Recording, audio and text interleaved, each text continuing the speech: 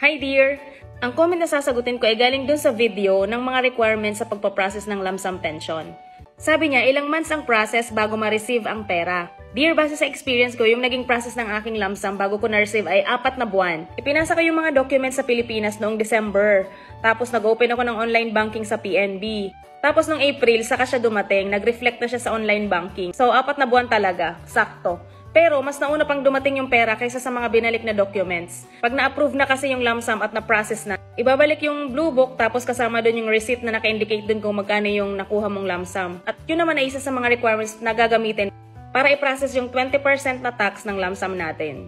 So, bali, 4 na buwan. Pag walang naging problema, yun talaga yung minimum na duration ng process bago ma-receive yung pera. Minsan, kapag nagka-problema yung mga documents sa pag-ayos ng lump sum pension, ibinabalik nila yung mga sinend mo na documents, tapos aayusin mo ulit. Example, may hindi ka na ilagay, may nakalimutan ka. Kaya dapat bago natin isend yung mga documents, i-double check natin kung tama ba yung mga lahat ng nailagay natin sa application form at kung kumpleto yung mga requirements na nilagay natin dun sa envelope. So yun lang dear, sana nakatulong. Salamat sa panonood!